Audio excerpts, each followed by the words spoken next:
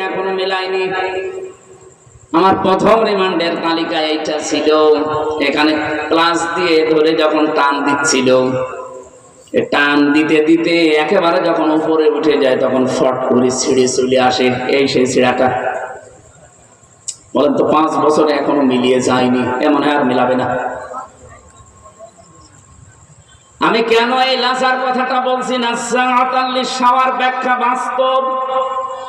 এই ঘরের ভেতরে মাটির নিচে তালা লাগিয়ে আমার যখন চামড়া তোলে ভেতরে নিয়ে তারপরে আমার চামড়া উঠেছে, ও ঘরের ভেতরে দিলে চামড়া উঠে যায় না, তোলা লাগে। আল্লাহ বলেন আমি এমন ঘর বানিয়েছিলাম যা এখানে দিলেই আগে চামড়া উঠে যাবে। আল্লাহর এই কথাগুলো বলেন তো 100% সত্য কিনা? বলেন বলেন। কাদেরকে আল্লাহ এই শাস্তিগুলো দেবে? যদি আমরা এর ভেতরে থাকি এই মুহূর্তে পাল্টাবেন। আল্লাহ পাক বলেন তাদউ মান আদবারা ওয়া তাওয়াল্লা, ওই মানুষকে এই লাজা ডাকতে থাকবে, আয় আমার ভেতরে আয়, যে মানুষ দুনিয়াতে সত্য শোনার পরেও অবাক টান করে মুখ ফিরিয়ে চলে যেত। বাংলাদেশে নেই। আপনার কি বিশ্বাস হয় যে আমি আমার বাবার কথা বলছি? এই কথা বলেন না কেন? কোরআনে কারীমের একটাও বাইরে এখনো যায়নি। হ্যাঁ, উদাহরণ দিতে গিয়ে কিছু বাস্তব কথা বলেছি, কিন্তু কোরআন থেকেই বলছি এগুলো 100% ঘটবে। বিশ্বাস করেন, আল্লাহর কসম, এই দুনিয়াতে যারা সত্যকে সত্য জানার পরে দুনিয়ার অন্ধ হয়ে আপনি মানতে চান না, আপনি প্রস্তুত হয়ে থাকেন, লাজাই দেবে আপনাকে আল্লাহ। 2 নম্বরের গুণাগুণ হবে এই লোকটার চরিত্র হচ্ছে দুনিয়ায় শুধু সম্পদ জমা করা, অবৈধ ভাবে সম্পদের পাহাড় তৈরি করা, আর এটা কি করে সংরক্ষণ করা যায়, রেখে দেওয়া যায়, সেই চিন্তা ভাবনা করা। আমার তো মনে হচ্ছে বাংলাদেশে এরকম মানুষ এখন ভরি ভরি। কথা বলা লাগবে।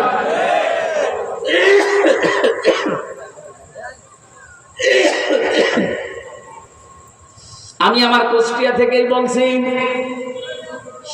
2024-এর আগস্টের 5 তারিখের পর থেকে এই 2টা বছরের ভেতরে 17 বছর যারা এমন মানুষ পেয়েছি খাবারও খেতে পারতো না, অথচ এই 2 বছরে কি আলাদিনের চেরাগ পেয়েছে, এখন তারা 8 কোটি টাকার গাড়িতে চড়ে। এটা শুধু কুষ্টিয়ায়, সাতক্ষীরায় নেই। কথা বলছেন কেন? আজ মিথ্যা মামলার বাণিজ্য করে অনেকেই কোটিপতি হয়ে গেছে, সম্পদের পাহাড় তৈরি করে ফেলেছেন বিভিন্ন কায়দায়।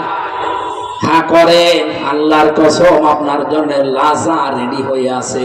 এটা জাহান্নামের একটা গর্তর নাম। এখানে গেলে কি হবে শুনলেন, আগে চামড়া খসে যাবে। সত্য জানার পরে যারা এবার টান করে চলে যান তাদেরকে এটা ডাকবে। দুনিয়ায় যারা মাল সম্পদ জমা করেন বৈধ অবৈধ ভাবে, আর এটা কি করে সংরক্ষণ করে রাখা যায়, টিকিয়ে রাখা যায়, এই চিন্তা ভাবনা যারা করেন তাদের জন্য বড়ই দুঃসংবাদ। আল্লাহ তুমি আমাদেরকে হেফাজত করো, বলেন আমিন। আমি যেটা উদাহরণ দিয়েছিলাম, এখানে এত বড় কঠিন অবস্থার সম্মুখীন হওয়া লাগবে যে অবৈধ সম্পদগুলো উপার্জন করলে সেই পাগলামি আমি কোন কারণে করতে যাব দুনিয়ায়, যেখানে মায়েদা হিসাবে আল্লাহ তামাম পৃথিবী খাবারের প্লেট হিসাবে সাজিয়ে দিয়েছেন। সুতরাং পাগলামি যেন আমি সহ কেউ না করি। আল্লাহ আমাদের সহায় হন, বলেন আমিন। এখান থেকে মাত্র একটা আয়াত পড়েছি, হযরত আদম আলাইহিস সালামের কথাটা আল্লাহ আমাদেরকে শোনাতে চেয়েছেন। কি আছে এর ভেতরে আপনি আজকে নিয়ে যাবেন। আমি খুব অল্প কথা শেষ করব ইনশাআল্লাহ। রব্বুল আলামিন বলেন ওয়াতলু আলাইহিম নাবা বনাই আদম বিল হক। হে নবী, আপনি আমার উম্মতের কাছে হযরত আদম নবীর 2 সন্তানের কাহিনী তেলাওয়াত করে করে তাদেরকে শোনান। প্রশ্ন আসতে পারে, আমরা কি আদম নবীর জামানার লোক? আমাদের কাছে তেলাওয়াত করে আদম নবীর 2 সন্তানের কাহিনী শোনানো লাগবে কোন কারণে? কেন লাগবে? কারণ সেই সময় এখন চলছে। একটু আপনি খালি অর্থটা শোনেন, বুঝে ফেলবেন। রব্বুল আলামিন বলেন ওই জামানায় যে নিয়মটা ছিল ভাই বোনের সাথে বিয়ে হতো ওই শরীয়তে, কারণ মানুষ তো ছিল না। এই দুইটা মেয়ে দুইটা ছেলে এভাবে সিরিয়াল করে আসতো আদম নবীর। ওই প্রথম ছেলে আর এই পরের যে মেয়ে আছে বড়টা, এটার সাথে বিয়ে হতো। পরের যে 2 নাম্বার ছেলেটা, পরের যে 2 নাম্বার মেয়েটা, এর সাথে বিয়ে হতো। এটা শরীয়ত ছিল তাদের। আকলিমা আর তাসলিমা নামে যে মেয়েদের ঘটনা আমরা তাফসিরে পড়েছি হযরত আদম নবীর।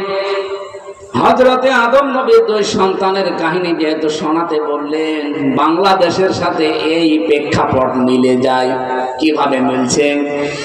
হযরতে আদম নবীর 2 সন্তান ছিল, হাবিল আর কাবিল। হযরতে হাবিল ইনি যেমন নরম সরম ছিলেন, যার সাথে বিয়ে